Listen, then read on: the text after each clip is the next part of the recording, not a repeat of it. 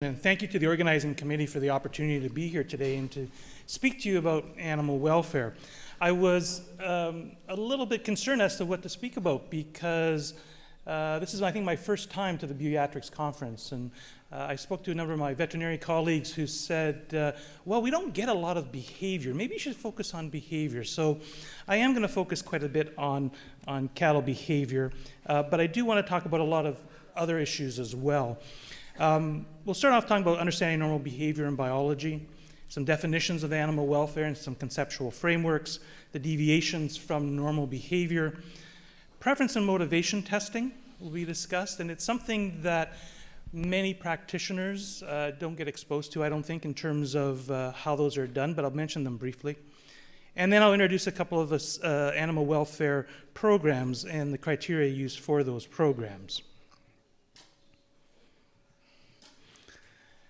Just very briefly, starting with behavior, we know that behavior is closely linked with animal welfare. Initial changes in behavior are the first signs of any problems. Behavior is an interesting thing to measure because you can do so non-invasively. You can do through observations. You can assess physical health. And more importantly, from the point of animal welfare, you can get information about the needs, the preferences, and internal states of the animal. But we have to be sure that we first start off by understanding what normal behavior is.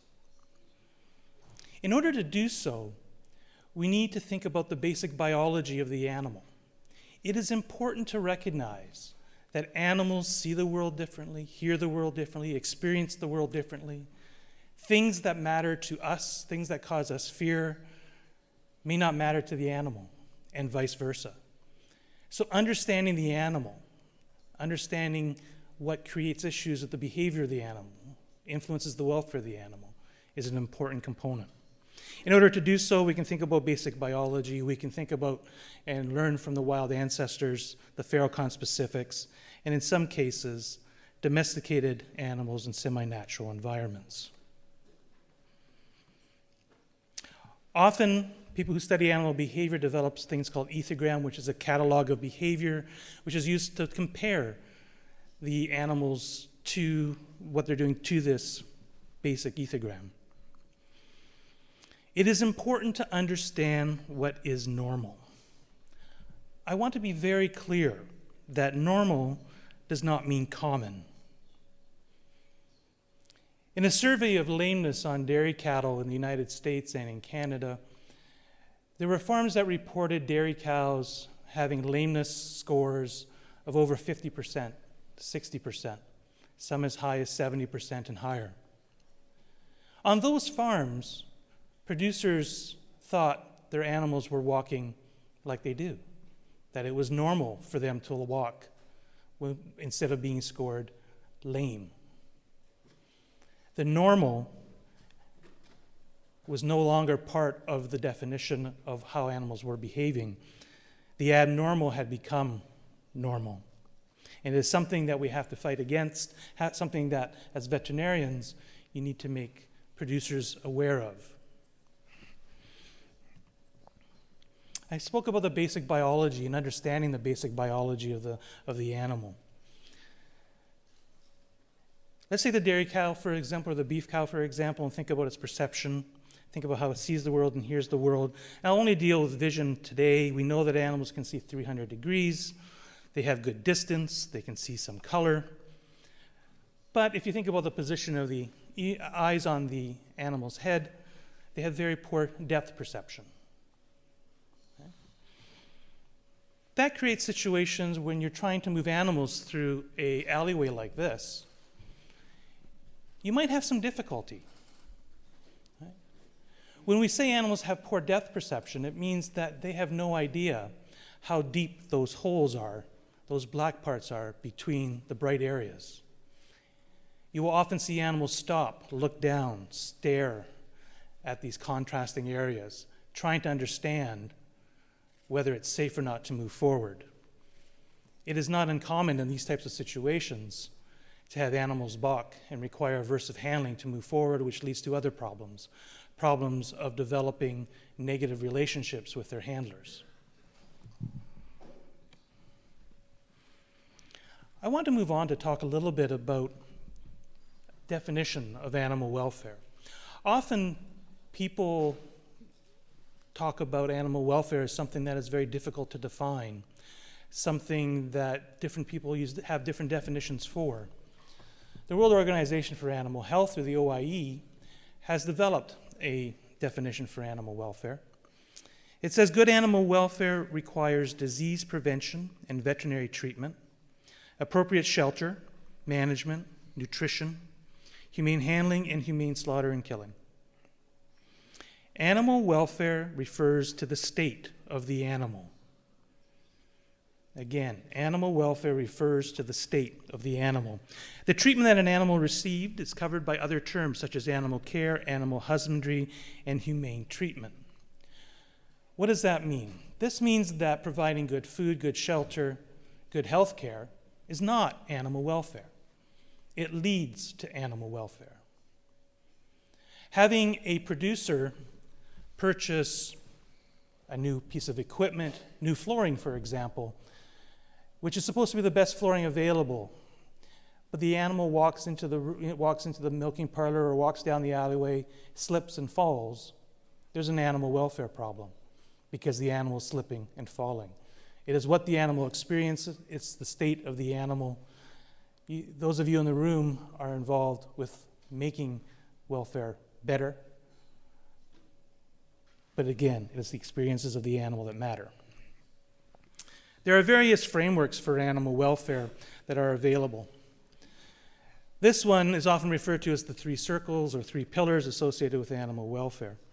It gives you an idea of, when you speak about animal welfare, how different people view and put emphasis on different aspects of animal welfare. We have an emphasis on functioning, shown in the red circle, which is really productivity and health. Feelings or affective states, suffering, pleasure, shown in the blue circle. And in the yellow circle, natural behavior.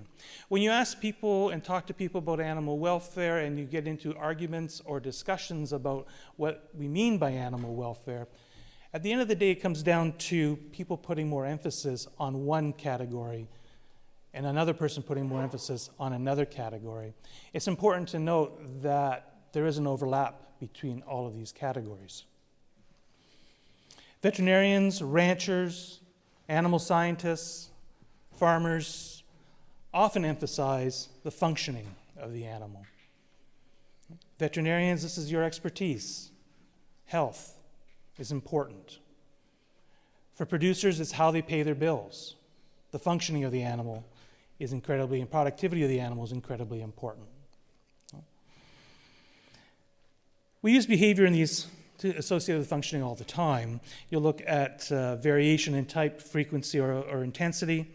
You'll look at diversity of behaviors, the frequencies, the temporal patterns. All of these are part of what animals demonstrate when we're trying to understand what is normal and what is abnormal. How do we know an animal is sick? We have decreases in activity, not eating, drinking, they're lethargic, or you can have increases in activity, scratching, licking, drinking more, eating different things, pacing, changing positions frequently, etc.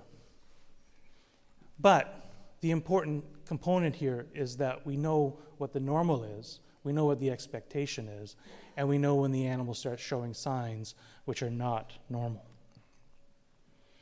The automation of different systems leads to the ability of using the technology to actually identify animals that may be in difficulty, may be on the verge of becoming sick, much earlier than is possible through clinical presentation. This has been done for BRD, this has been done for metritis, to the point where in the metritis work, it was something like 2 weeks ahead of time, shown in the bottom left-hand corner. 2 weeks ahead of time, you could see a decrease in the feeding behavior of animals that were later to go on and become ill. 2 weeks prior to a veterinarian being able to demonstrate that. So as we develop new technologies, I think there's a lot of possibilities here in terms of being able to use the technology for early indicators of illness. Now, the same way that veterinarians, animal scientists, producers emphasize functioning, there's a lot more of society that is emphasizing other aspects. Some people argue very strongly that we've pushed animals to a point where we've created diseases to maximize productivity. We've got the biology out of sorts with what is good for the animal. We push the animal too hard. And therefore, people are unlikely and not very accepting of the idea that functioning is a good indicator. Many people worry much more about what the animal is experiencing in terms of feelings or their affective states. Are animals suffering? Are animals experiencing pleasure? My own field of animal welfare research, I would say the idea of animal pleasure and the obligation or expectation that we may have to encourage, enhance animals having pleasant lives is something that has grown a great deal. Animal welfare scientists are working on a variety of experimental methods to understand animal pleasure and to know whether it can be used as an indicator of good animal welfare. Society as well is often worried about the feelings and whether animals are suffering because they don't necessarily understand productivity. But they all have pets, they all worry about the affective states of the animal, the suffering they might experience. Some people would argue that you can't ever tell what animals are feeling. They're a black box. And what we should be doing is raising them in ways where the animals can express their natural behavior. So to think about the feelings and the affective states, just to raise some common questions about pain. Pain is the one area which I am so pleased to see later on in this in the program that a number of people will be talking about. The leadership by BI and the awards earlier today to pain researchers is a incredible support for this area. Now, you in this audience may find these questions to be quite basic, quite easy to answer. But I can tell you that as late as about 3 weeks ago, I was giving a talk to another group where I was asked two of these three questions. Do animals really experience pain? Can we manage pain? Do we need more research around pain management? I always am surprised by the question. It seems to me that we have lots of information about pain and how it works. We have textbooks full of diagrams with pain, how it works, how it moves, how we can deal with it. We have demonstrations, again, in textbooks, how to do injections to minimize pain, how to do lidocaine blocks for dehorning of animals. And it's interesting. There is a real mix. I don't know whether it's a generational change. I don't know where the change is happening, but there are fewer and fewer of these questions coming up. However, still, especially when I talk to producer groups, the issue is always addressed. And I will always hear, well, my veterinarian didn't think it was really worth it. Didn't say, oh, it doesn't hurt them that much. It doesn't last that long. And there's no real gain for you in terms of benefit from a production or economic perspective. So why do it? It's interesting when you show producers themselves something like a video on pain and what animals express. This slide here is just a slide of a new system that's been developed. People have been developing things called grimace scales. They've been using them in lab animals a great deal.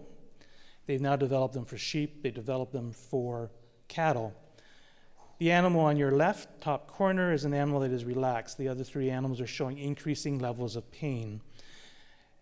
The researchers claim that this is from, you can tell by the position of the ears, the tenseness of the muscles. And in fact, there have been a number of studies that have been done to actually validate these type of pain faces. Right? Will that be something that's practical and useful in the future? It's going to be hard to tell exactly, but it is another tool that we can use and we can train to see animals are actually in pain. I spoke about the video earlier, and I was doing a series of talks in Alberta to dairy producers about pain management. And again, some of those questions came up. And when I showed them this video, they had a very interesting response. So I hope this will go. This is an animal being disbudded without anesthesia.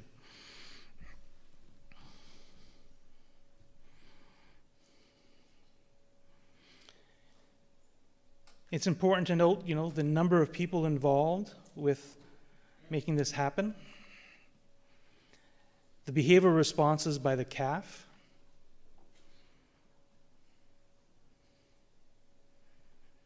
This becomes a job that can easily lead to injury for the animal and to the people.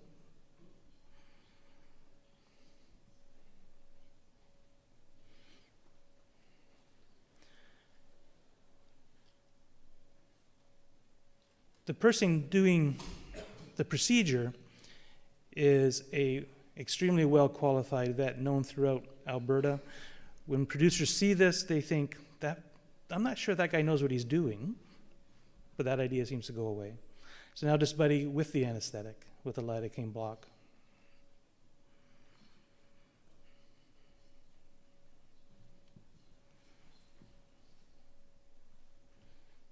And another example.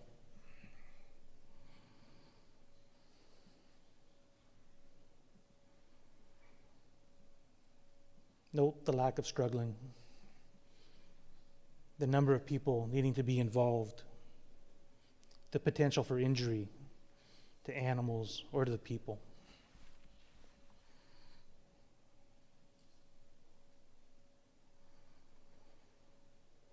And then after the disbudding, we can actually look at the animals and look for behavioral indicators, such as the tail wagging, tail flicking that you will see, head shaking, ear shaking.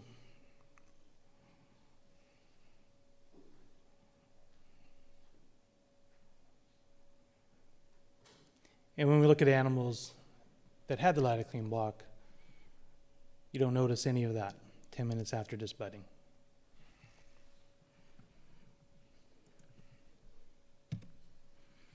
So, when that video was shown to producers, the responses are really quite interesting. The responses are, I don't care what my veterinarian said, I'm going to go and talk to him again, because that looks like it made the job a lot easier. It doesn't matter what the costs were.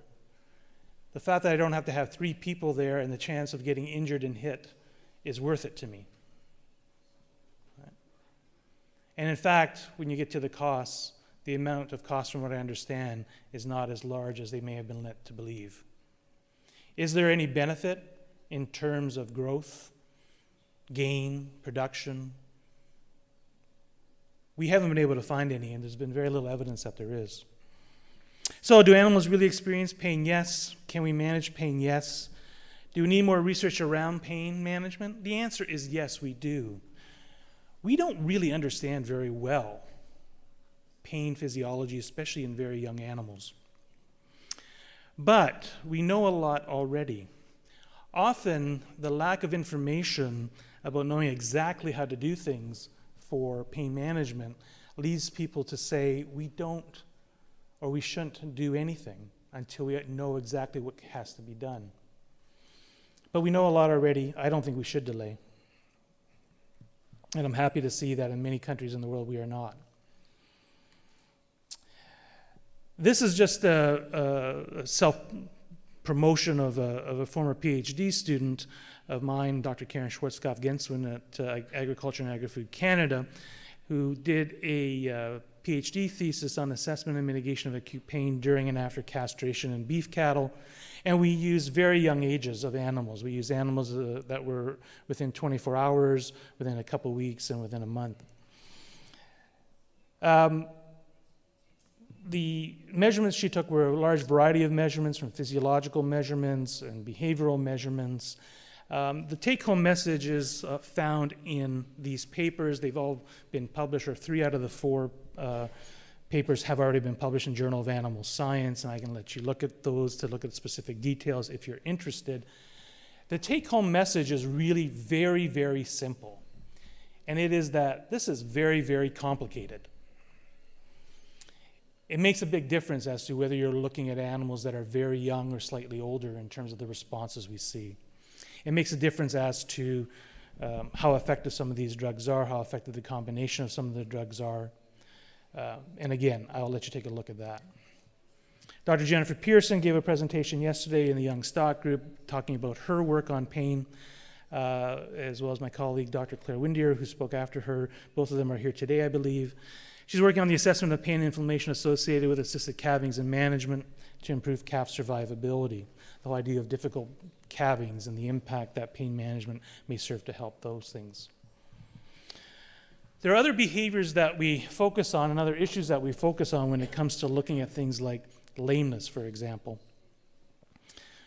This should be a familiar image to many of you in how we assess lameness in cattle: the spinal arch, the lack of joint flexion, the lack of tracking up, the reluctance to bear weight, the head bobbing, all good behavioral indicators that something is wrong in terms of the animal being lame and used as part of the scoring system. We ourselves are starting our own project on an issue of digital dermatitis. Again, this is just for your information that this will be coming, getting started this fall. It's a project being done with Dr. Karen Orso, myself, Jeroen de Buck, and Eduardo Cobo. It's a very nice project because it's a multidisciplinary project. It brings together veterinarian, epidemiology, behavior, microbiology, bacteriology to get a better picture of bringing all these components together to understand digital dermatitis, and in the case of behavior and welfare, trying to develop early indicators, early signs of digital dermatitis, as well as a better understanding of the pain that animals may experience at the different stages of DD. We know when it comes to lameness that animals that are lame feel pain. There's been a number of studies that have been done that have demonstrated that when lame animals are given pain relief, they spend more time standing up, they're more willing to bear weight, more even weight distribution, more symmetrical steps, and less restless behavior. Pain relief is making those kind of changes. Obviously, the animals are in pain when they're lame. Dr. Temple Grandin always talks about lameness as being a very good critical control point because there are many different problems that can contribute to lameness. Poor conformation, rough concrete, improper hoof trimming, nutritional mistakes, rough handling, rapid growth, poorly designed stalls, etc. So being able to demonstrate, being able to identify lame cows is an incredibly important thing to do. Understanding where the lameness comes from becomes the detective work. So when we talk about behavior and welfare, we talk about these changes in behavior that I've been talking about, the increases and decreases, or maybe even the absences of certain types of behavior. But it's really important to understand that changes themselves in behavior are not indicators of problems in animal welfare. We expect changes in behavior under different circumstances.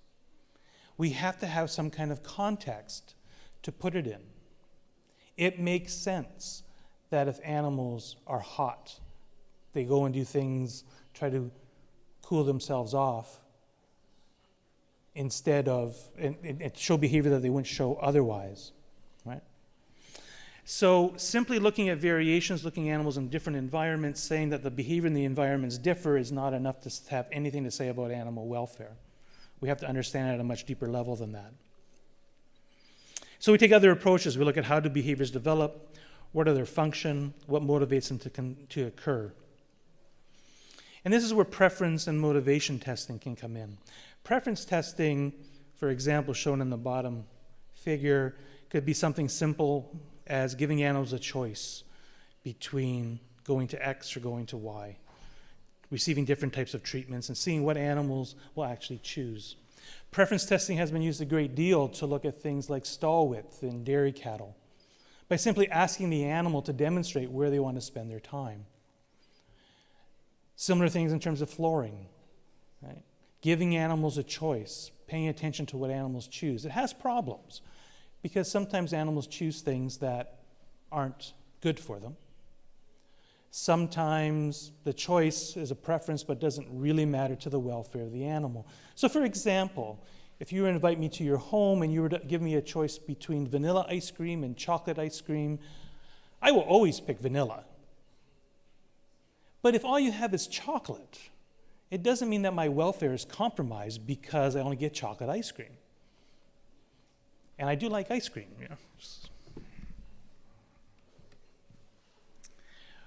We know animals show preferences in terms of where they want to lie, where they spend their time. Wet lying areas reduce lying time more than any other. Cows are highly motivated to lie down when deprived. They'll choose lying over eating. Lying down is an important behavior, a highly motivated behavior. And when it comes to where to lie down, again, through preference choices, through preference testing, we know that animals clearly prefer dry lying areas over wet ones. This is a slide courtesy of Dr. Cassandra Tucker from the University of California, Davis. And I don't have time to talk about a lot of the different preference tests that have been done. But this one shows animals in a situation where heat stress can be a problem. Take a look at these animals, all standing, all lined up, all trying to use the shade as much as possible. Right? It's a simple preference test. Where do animals prefer to spend their time? Shade is an important issue for a number of very warm countries. This is one of those issues that affects all three circles. So we can deal with all three pillars. We can deal with the bodies or the biological functioning, where we know that shade can improve growth rates, reduce respiration rate, panting, body temperature, mortality. We know that when they're hot, animals will seek shade, so they're highly motivated natural behaviors. A more difficult one might be as to the affective states in terms of minds and feelings. So there was an experiment done where cows were forced to stand up for 12 hours. They were then given a choice between lying in the sun or going to a shaded area where all they could do was stand up. They wouldn't be able to lie down. The animals chose to go and stand in the shade when it was hot. That tells us something about what matters to the animal under certain situations. The motivation work is work that's often done looking at how hard animals will work to get access to something, to get access to a resource, or even to avoid a certain type of experience. One way by doing that is in this example where the experimenters have put weights on the door that the animal has to move through. If the animal really wants to get access to whatever's on the other side of the door or to avoid something on the side that it's at, it will work very hard to get access to that resource. You can increase the weight on the door tremendously and it'll still go through. If the resource isn't particularly valuable to the animal, after a certain amount of weight, the animal stops doing the work to get through.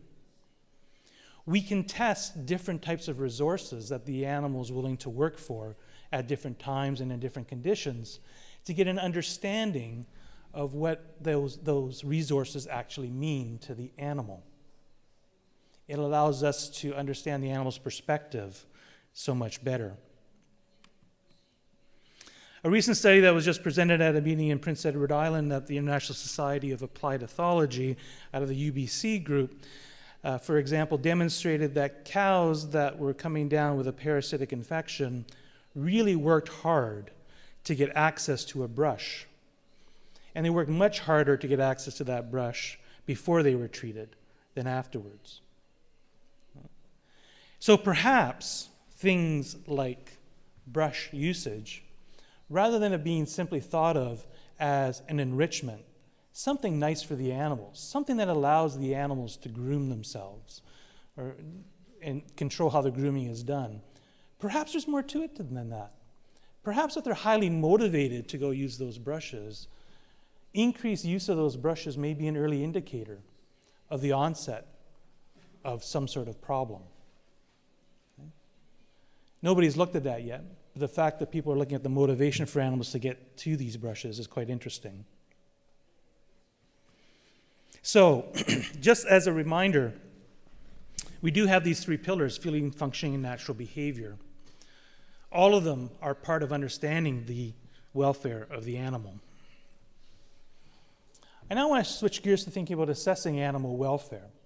And wouldn't it be simply nice if we could put a microphone in front of the animal and simply say, "So what matters to you?"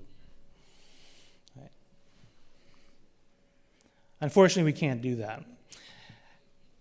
There have been a number of different frameworks developed for assessing animal welfare. We have the 5 freedoms that were developed in the UK.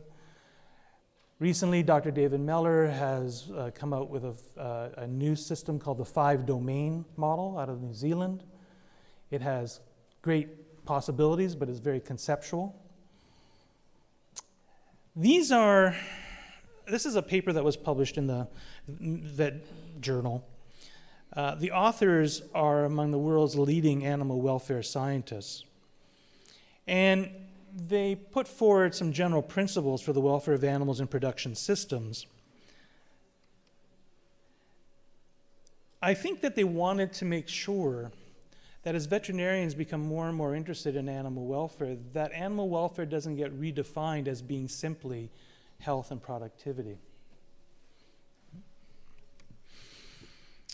The general principles for the welfare of animals included genetics, the environment, social behavior, feed, water, air quality, disease and parasites, handling, making sure people had good handling experiences and training, sort of the knowledge and skill comes in, and pain management. And it's very specific on pain management. Where painful procedures cannot be avoided, the resulting pain should be managed to the extent that available methods allow. When it comes to assessing animal welfare, there are many different programs. Many of these are North American in nature. We do have the Welfare Quality Project out of Europe. We have the Global Animal Partnership, which is North America wide and reaches farther than that. Certified Humane has a number of different programs available around the world. I had to put in our beef cattle and dairy cattle code of practice, which we developed animal assessment programs from, including the ProAction program in Canada, the farm program in the United States for dairy cattle. I think, and I worry, that every couple of months or so there will be a new program, a new set of standards, a new assessment vehicle. This is problematic. It's problematic because it creates confusion. It's part of what business does in order to find advantages. But one has to be very careful that we keep in mind the animal and the welfare of the animal rather than the business advantage. Within each program, in each assessment group, there should be 3 basic guideline criteria.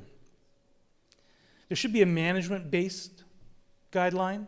What are these? These are things that involve record keeping, vet-client agreements, general management practices. And there is no question that when these become formalized into assessment programs, producers often fail because they're not the best record keepers. Writing things down is a challenge in some cases. It doesn't mean they're not doing it. But if we make assessments too paper heavy, we've put way too much emphasis on a producer's ability to keep records and nowhere near enough emphasis on what the animals experience. There should be resource-based, which are designs or inputs, which are good, safe facilities, air quality, stocking densities. These are things which are very, very easy to measure. You take your tape measure out, you can see what the width of the stall is, how many animals are in a pen. The most important is the animal-based measures. This is where veterinarians have expertise. Often these are not things that are subtle behavioral changes because it's very impractical on-farm assessments to carry those things out. These are more morbidity, mortality, injury, body condition scores, lameness, those types of elements. Because at the end of the day, when we're assessing animal welfare, we want to know what the animals are experiencing, and these are good ways of knowing that. It's essential to have all 3. They all have something to contribute. The management-based and the outcome-based measures, so the resource measures, identify the presence of risk, hazards, or safeguards. If you don't have a vet-client relationship, maybe that's going to be a problem for animal welfare. If your facilities are broken, you have broken gates, you have broken floors, you have an increased possibility your animals are going to get hurt and injured. The animal-based measures tell us the actual presence of good or poor welfare at a particular time. It is a snapshot anytime you do any type of assessment or audit. The Canada Feedlot Animal Care Assessment Program is a new feedlot assessment program that was introduced in Canada very, very recently. It contains a number of different components, such as transportation practices, how to design facilities, cattle handling, nutrition and feed management program, issues around the environment, animal health management, proper euthanasia, and other feedlot issues, as well as acts of neglect and willful acts of abuse, which surprisingly do happen even when there's an official audit going on or assessment going on in some situations, because sometimes producers, ranchers, others just don't want you to be there. This is the Cattle Feedlot Animal Care Assessment website. It has a number of different tools available on it. What and why, how to audit, a practice audit, how to test yourself. Very practical, on the feedlot program that has been developed. It is not a third-party assessment tool yet in the sense of it being completely independent. It is often carried out by the owner in conjunction with their veterinarian to make sure that things are being addressed that need to be addressed.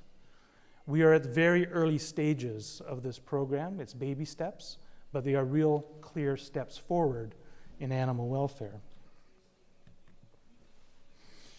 So, just in conclusion, animal behavior is a useful tool in understanding cattle comfort and assessing animal welfare.